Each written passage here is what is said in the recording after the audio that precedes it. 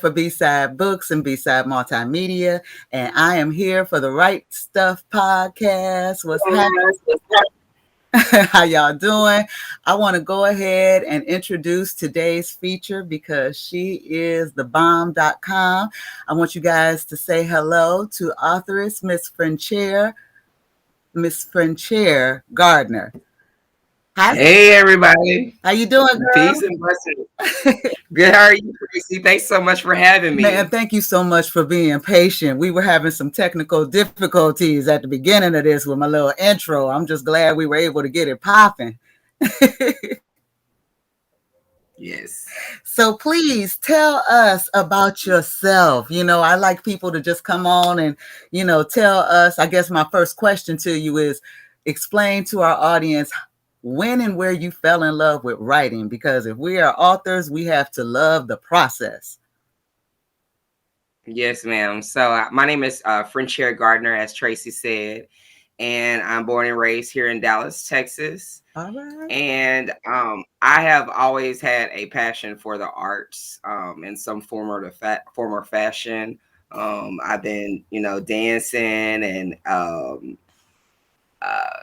acting and doing plays for my, since I was a kid. And so writing came about probably when I became older and, lived a lot of live life, I've gone through a lot of different traumatic events. When I was growing up, my father molested me, and that put me in a situation where I was promiscuous and just going down the wrong road with men. Okay. And I got married, had a family, and that that process really grew me up and really just let me understand people and life. Yeah. And those experiences really basically I bore 4 children: Joseph Jr., Frechaire 2, Melchizedek, and Sarai. Mm-hmm. And through the course of my relationship with my ex-husband, we separated, and our children were taken from us. And just been going through a lot of different trauma just being separated from my children. Right. And so in 2019, I woke up from a dream. And I had my friend was telling me in this dream that I should do more to express to my children that I still love them, despite our separation. And I was like, man, you right. Okay. And so that's where my writing really turned to a personal effect. I was doing some writing. I have a couple of published articles on the Art Today e-zine, just kind of expressing how I feel about society and how society's treating Black people and that sort of thing. I have a few published articles, but this dream led me to sit down and write my first children's book called Mommy and Daddy, Do You Still Love Me Anymore? And Tracie, I wrote the book in that one sitting, and then I published it on the same day, because I felt like if I had just stopped and procrastinated or just waited on it any other moment, I would have probably not published the book, because it's such a personal story to me. Right. And so I had one of my peers, Dale Chambers, to illustrate the book for me, and another good friend, she edited the book. And now the book, Mommy and Daddy, Do You Still Love Me Anymore, is in its second edition. It's in paperback now. Yes. And it's on Kindle. So basically my journey led me to just kind of expressing, what I'm going through. I deal with a lot with the trauma that I've experienced, the trauma of being separated from my 4 children, the experience of living with bipolar. And so I've always used writing as a way to heal. Like basically all my counselors or my therapists are always, talking about journaling, and writing down how you feel and what's going on with you day to day. I'll be honest and transparent to say I'm not really journaling as much as I like to. I think this year I might get back into it. Yeah. But that's really the source of my writing there. That's what I was getting ready to ask you. You kind of just, it came out as you were talking, just, so your journey really was twofold because, you were sharing a story that I'm sure you felt was going to help someone else. But then at the same time, you used it as an avenue to heal from the pain and the trauma that you had been to. I think that is so ballsy and courageous. You know what I'm saying? Congratulations. Congratulations, because it's one thing for us to, face our fears and face the traumas of our life, but then to be, brave enough to share it, in the hopes of helping others. And then, I'm sure helping your children as well, so that they'll always know, where your heart lies, regardless to what you guys went through. I think that's dope. Thank you so much. Yeah, it's exciting for me, to look at this book and know that I've created something. I put something out in the world to express to my children how much I love them, but also like the universal message, Tracie, is for the children who are in foster care, the children who are being adopted. Right. To let them know that their biological parents still love them too. Absolutely. Their biological parents are still thinking about them as well. Absolutely. I can imagine, how they may feel abandoned, and to have a source that would let them know that, regardless to the decisions that, your biological parents made, they put you in a place where they were hoping they were doing the best thing for you because they weren't in the place to, be able to take care of them. So I think that is admirable, very admirable. And then I was also reading about your anthology work. So tell us how you came into that. So Facebook has been a source of all kinds of great opportunities. And so someone had posted, hey, we're interested in getting some authors for this anthology. And I've been seeing it a lot lately, right? Now that I've been a part of one.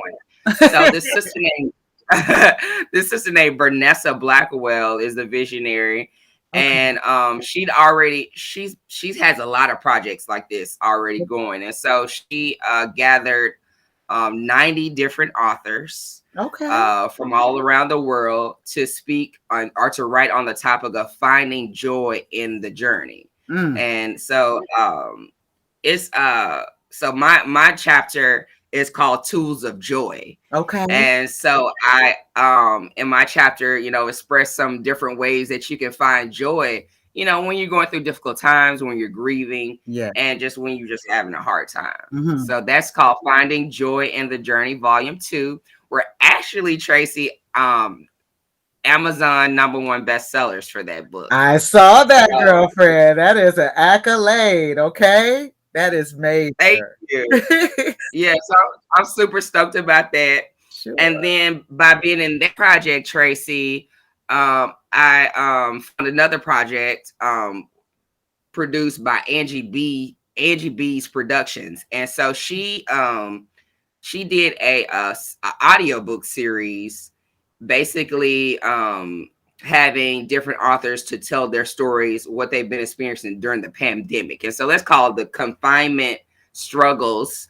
And I am part of the series, The Struggle Continues, and it's an audiobook that's available for purchase. Yes. And when I saw audiobook, I just wanted to jump out of my seat because I've done audiobooks as well. And I know how underrepresented, African-American authors are in the audio world. How did you like transitioning, from being the, written word author to being, when we talk about audiobook work, that's voiceover work, that's acting, on another level. People don't realize it. How did you enjoy that? It was cool. Angie B made the process very smooth. I didn't. It's not my voice being heard on the audio voice. She's actually Angie B's actually narrating the book. So it was just amazing to hear somebody else say my words and bring it to life. I'm like, geez, so it is a dope experience.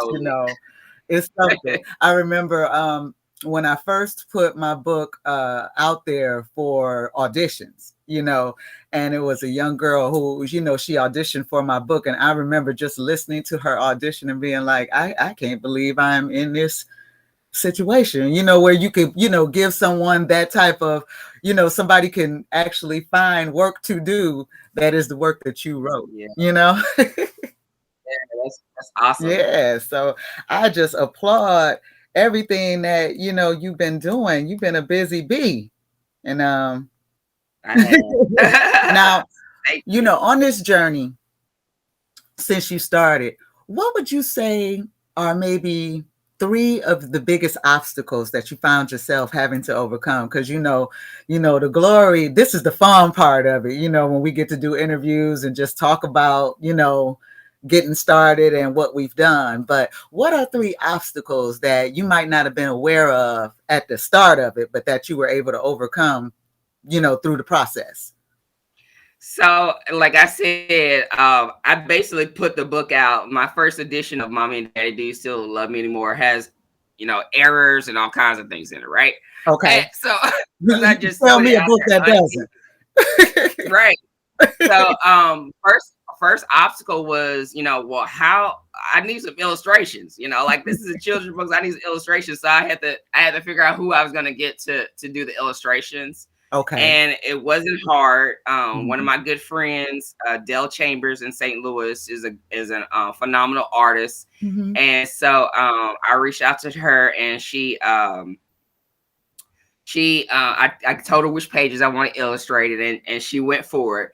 And so I guess my first obstacle I would say is not really knowing what I wanted. Mhm. As far as the illustrations, I didn't have an idea of what I wanted to look like or the art direction. Okay. So I just put it all in the illustrator's hand. I say, okay, whatever it is you feel from my words, that's what it's gonna be. Go with You that. know, and so I went with that. And then the next challenge, once I got the illustrations, was okay. Now I got these because she painted try to put my hands in the screen. She painted the art in on boards, and so Nice. I'm like, well, how do I get this from this format to an actual book? So I had to, Mhm. I basically reached out to a few friends that already had books out and asked Okay. them, well, who's formatting your books? Who does that for you? And so I was referred to a lady named Cassandra from Uzuri Designs. Okay. Really grateful for her because basically what she did was combine the text and the illustrations to actually form the book. And so that was my second challenge because I was like, well, who's gonna do this for me? I don't know how to do it. All right. Right. Yeah. Well, And that's so another undertaking in and of itself, is a children's book because, I can't say I've ever done it. I just sit back, write a story, and be chilling. But when you write a story and then have to apply the pictures that go along with it, and stay within a particular age bracket, I imagine, right? right, Mhm. right. Okay. So I got some help from one of my good friends that writes children's books. And so she expressed to me, the format I needed Okay. and that sort of thing. And so I'd say to date, the biggest challenge now, Mhm. Tracie, is I'm solely distributing from Amazon, Yes. and I'm reaching out to bookstores and libraries and things like that to get the book distributed Yes. elsewhere. And the challenge now is they don't use Amazon as a vendor, Wow. so Mhm. I'm Mhm. looking at options like how I can get my book on Ingram as get it distributed on Ingram as well, Right. because they have a large distribution center. They really sell to bookstores, libraries, and all kinds of things that are applicable as an Right. author. Right. So that's my challenge that I'm facing right now is how can I get my books out further, how to further the mission. Um, you know, who do I need to talk to? Who do I need to talk to get this book into more children's hands? I feel you. You said the first edition was in Kindle form, right? Yes. But you have it in print form now, right? Yes. Well, shoot, now you can, in accordance with your budget, you can always just order you a stock and start with the school districts in your area. You know what I'm saying? Yes. You know what I mean? So at Yes. least that way, I do. at least that way, even because sometimes I'm not sure how it would be in Dallas, but I know up here in Detroit, Michigan, there, you could go to the individual districts possibly, and set up meetings with them where they might be able to purchase copies of your books, for the kids at their school, and they would be purchasing directly from you and just cut out the middleman. Yes, What ma'am. I'm thinking. I definitely love that. I love that. And I'm gonna put that in my Rolodex and start working on that. I'll tell you this, Tracie. One of the challenges is having the funds to print the book. Hey, I feel that's one of my other obstacles that I'm overcoming, and hopefully I'll find different programs and things, like maybe because I see opportunities to donate the book. I see lots of opportunities to donate the book, and of course I want to be a part of that. Sure. But the funds are not always there. I hear so that. I think I'm going to start a program where people can purchase a book to donate, so that there will be funds. Yeah, so there'll be funds for that. Absolutely. And so that's the challenge, also having printing money. You know what? And you could do, and like I said, that's what I was hoping. I love this. We are doing this organically, but I'm hoping that we can, like brainstorm ideas. You know what I mean? Because we're all trying. Well, you done already got the bestseller status, at least on one portion of your career, so you already ahead of the game. True. But at the same time, always looking for a way to, magnify what we already have eyes to do. So what you're talking about with your donation program, I like that. You should try that with like the maybe with Patreon. Have you heard of it? You know what I'm saying? Just, like a small campaign. Up with Patreon, so I look at. I think that's dope. I think, because at least that way, you're starting with a platform where people are already kind of open to the idea of donation, and when you set it up, send me the link. I'll go ahead and share it. Okay, and I will donate as well. Thank you so much. Support that movement. That's what's up. I'm so proud. That's you're doing some dope work. You're doing some dope work. Thank you so much, Tracie. And if as long as you keep going, sis, I promise you, sometimes we have to find we got to find those back roads around when the money is a little tight. But then if you keep going, something will happen. I'm telling you, something will peak. And if you start small with Patreon, it might be easier to meet those goals, and you can do them quarterly, monthly, whatever, Now moving on with our interview here. Now, what has been the biggest lesson in doing this? Because you did this on the fly. Like it took me, I was writing for 3 years before I got the nerve to actually publish. So you did this like, okay, I'm writing it. It's about to go down. What was the biggest lesson? Tracie, the biggest lesson is really just when you have an idea to just go forth with it, execute it. Don't sit on it. Yes, ma'am. Don't procrastinate it. Procrastinate. Really just put your idea out there, because you don't know what will come forth from it. You don't know how it will impact others. And so that's the biggest lesson, because had I not, went head on and just put the book out, I wouldn't be here talking to you about this book. And so it really took real courage, because it's a very personal story to me. And hell, I'll be honest with you, Tracie, most people I know don't even don't really know me, kind of like know me from social media. They don't even know I have children.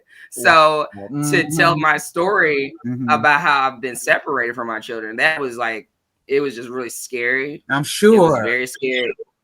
So that was really the biggest lesson. Just go ahead, regardless of how scary things are, regardless of what you don't know about the future or how it's gonna, work out.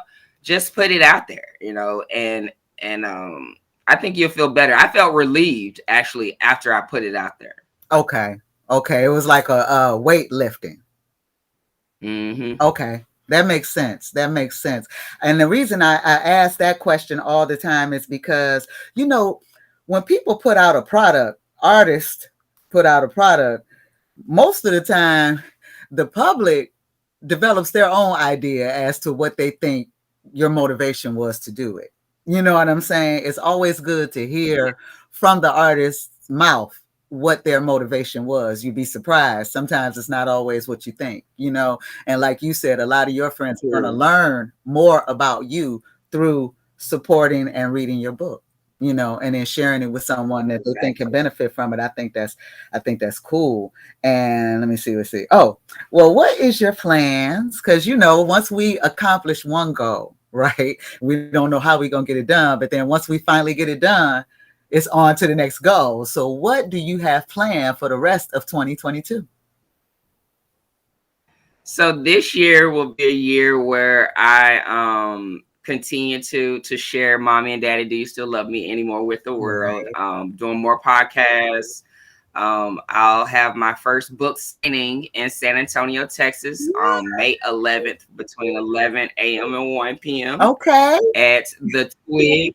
It's at the Twig Bookshop. So that's awesome. Yes, it is. Yes, it is.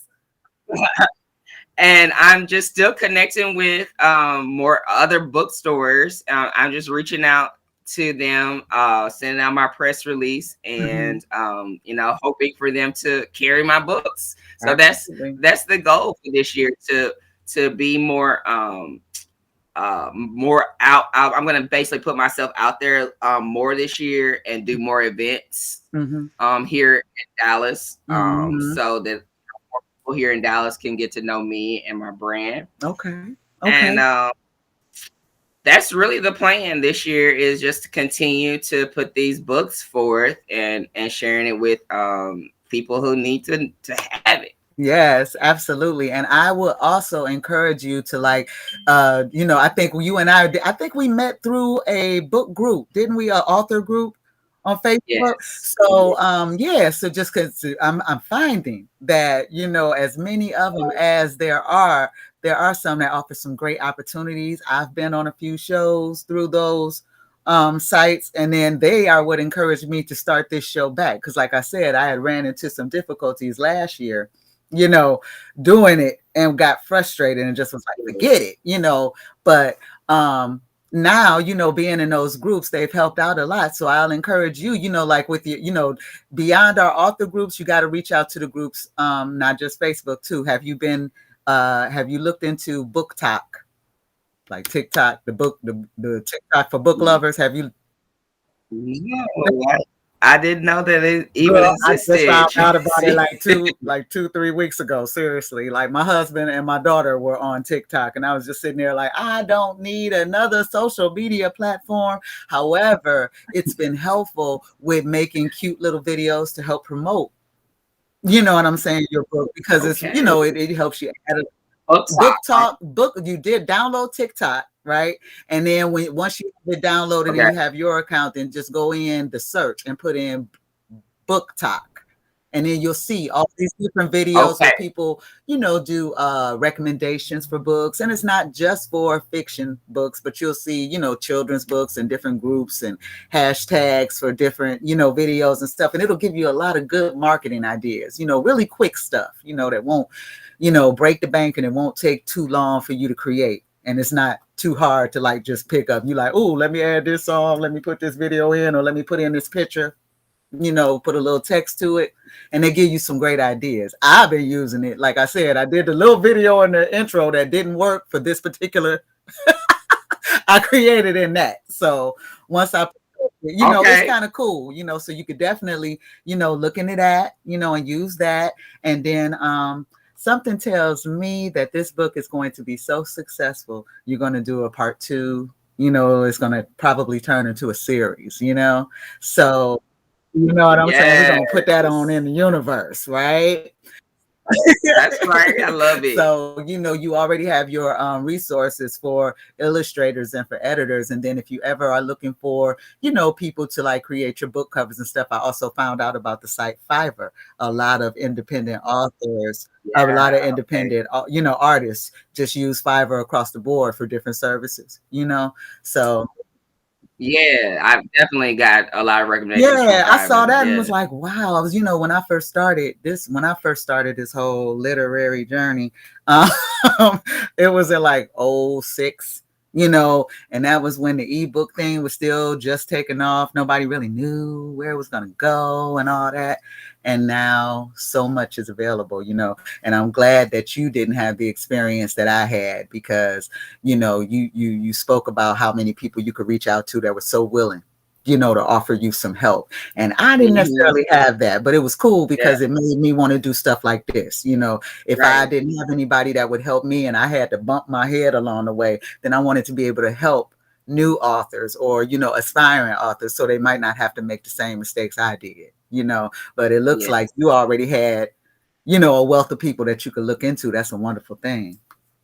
Yeah, I'm grateful. One of my good friends, she's been writing children's books since 2014, and so Right. I get a lot of inspiration and information from her Mm-hmm. uh, that helps me so See, much. that's cool. Hmm. That's really cool. And you'd be surprised how many authors don't have, that story. So I'm going to ask you for two things. What are two bits of advice that you would give an aspiring author? One, just an aspiring author across the board, no matter what they're trying to write. And then the second one, particular to someone trying to write a children's book. What advice would you give them? Okay, so basically, I would say write your ideas down. Mm-hmm. Write your ideas down, get them organized Right. for writing your book. And break it down, and if need be, break it out into outlines so that you can stay organized Yes. in the information that you are disseminating in your book. The second thing would be, I would say before you start writing, to go ahead and find the people that you're going to need to help you, Yeah. Yeah. because that will help you the process go further faster. Yeah. Because I would say, find you as someone that's going to edit the book, and it doesn't have to be a professional that you got to pay, ask a friend. You Absolutely. just want somebody that's going to read it and understand if there's errors or not. Right. Right. Get you someone that's going to do that. Just do the research. I would say do the research ahead of time, Mm-hmm. so that you can know, so you can already have the people you need to help you in place. That Absolutely. I think that will help you in the process. And then secondly, I would say, far as for children's books, I would say, you only need about 16 pages, right? So you don't need a lot, like, for a children's book. So 16 pages, right? You can figure out a 16, basically 16 different paragraphs, and Mm-hmm. you have a children's book. Right. And so that's something that I learned, or my friend taught me. 16 pages is really all you need. And so, um, just get you an idea and structure it with that in mind, and that'll help you. Mm-hmm. And think about what you're trying to convey, Yeah. with the words and with the pictures. Mm-hmm. I think the art, really makes. I feel like for my book, the artwork really made the book, Yeah. because the visual really is a big deal. Mm-hmm. And if you're a person of color, representation really matters in children's book. Yeah. Having those black and brown faces Yeah. in children's books really is a big deal. Mm-hmm. Children really do need to see themselves in these books, and so that's what I would encourage, um that's basically what I would encourage. I hear that. I hear that. And like you said, now see, you taught me something just now because you said you only need 16 pages. And that will probably be my Achilles heel because I'm wordy. So you just taught me something in that, that you just, 16 pages is the goal to get the story told, And Right. I think, and then I imagine too, you have to make sure that you are staying within the age bracket you're trying to reach, right? Right. Okay. Okay. That makes sense. I love this. This is so cool. Okay. So now you have to plug yourself. I told you this was going to be real easy, real quick. It probably wasn't even going to be a full hour, but we say that hour just because, sometimes the conversation get good. We get to going. We don't want to feel like we cutting anybody short, but please plug where people can keep in contact with you in regard to purchasing your books, not just the book you just published, not just the children's book, but also your anthologies as well. I know you said it at the beginning, but let's make sure we say it now too. Thank you so much, Tracie. You can follow me on my brand's pages. B and Us LLC. That's BE, then the word and then Us LLC. Okay. And it's on Facebook. B and Us LLC on Facebook. B and Us LLC on Instagram. On Twitter, I'm MS Frenchy 06. That's MSFRENCHY 06. Okay. LinkedIn, I'm under my full name, Frechaire Gardner, and that's FRENCHAIRE Gardner. And far as purchasing my book, you can go to my purchasing all 3 books. You can go to my website. I'll give you the short version of it. It's bit.ly / then capital Frenchy books, FRENCHYBOOKS. Okay. And I'm sure Tracie will put that out there somewhere. Absolutely. And, you can follow. I got a lot of things going on, so I would love it if you tune into my podcast. It's called A News You Can Use Podcast. Yes. Now, as a matter of fact, you just led me into that because I meant to ask you about that. Tell me about your podcast. Okay, Tracie. So my podcast is going into its 3rd season this month. Go ahead. So I'm really excited about it. Been doing it for 3 years now, and it's called A News You Can Use Podcast. And I interview similar to your this segment. I interview Black and Brown business owners from across the diaspora to promote their brands and their businesses. And I started the platform because not because it kind of it got started on a whim, but that'd be the best way, don't it? It is. So it transformed into a platform where I promote Black and Brown businesses across the diaspora because I feel like the mainstream media is not giving us the shine that we deserve. You're right.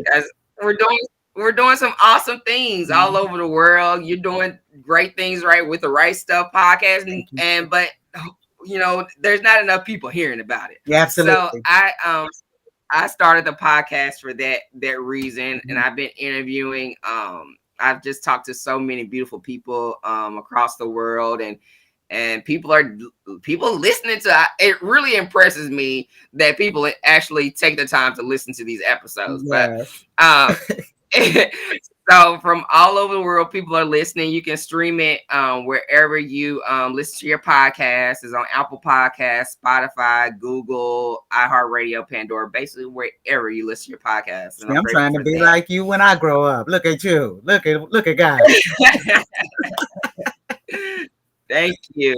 And then just one more shameless plug, Tracie. I produce an album, an instrumental hip hop and R&B album. Nice. And it's called Supernova Universe. And I made it with my iPhone. I made the beats with my iPhone, and you can you better work. You can stream it on You can stream it on Spotify, our SoundCloud, and you can actually purchase the album on Apple Podcasts. I mean, not Apple Podcasts, Apple Music. Okay. Or iTunes and Amazon Music. Oh, please send me that link. Send me that link, and when I figure out where all this stuff, it should be posting to, I believe, my YouTube page. So as soon as I find it and look at it, I'll go ahead and put those links in the comments. That you're telling us about. So make sure I get all those links. I know I have the ones to your books in our email, but the one for your for the album, definitely. Because I'm always looking for instrumentals or whatever, what I'm saying? You'll look around, I'll be like, put you under one of my poems, in my spare time, I spit poetry.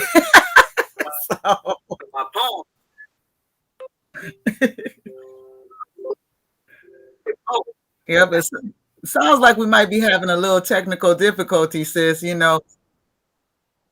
hoping my computer don't die, I think. But I'm glad we got everything in. Yeah, this audio is going to play because it is recording quite well over here on my other computer. So I'll be able to play this audio on my website. So I'll send you, the link. As soon as I have it uploaded, I think I'll go ahead and listen to it tonight and then upload it tomorrow so that it'll just be playing kind of like in our cloud. So it'll be playing repetitiously, whenever someone goes to the site.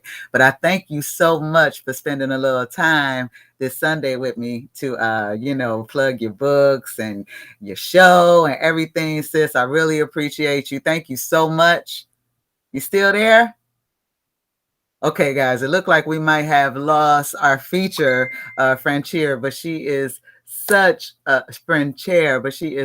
beautiful spirit. I am so glad she came in to meet with us today. And I'm going to make sure that I drop all her contact information in regard to purchasing her book, purchasing her album, and supporting her podcast into the comments on this feed. And then also, I just wanted to thank you guys for sticking with us in spite of the little technical difficulties we might have had with the video. It was great information that was given out. You'll be able to watch a rebroadcast of this interview later on this evening and in perpetuity, of course. And then also just remember that this week, our word of the week is motivation. Okay.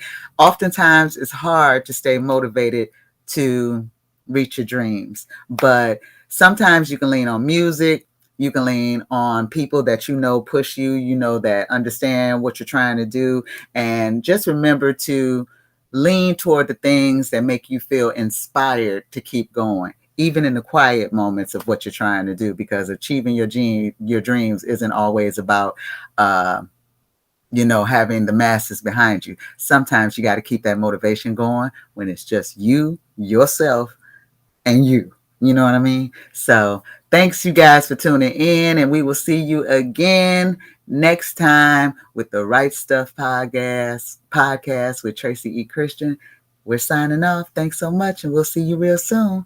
Love and peace.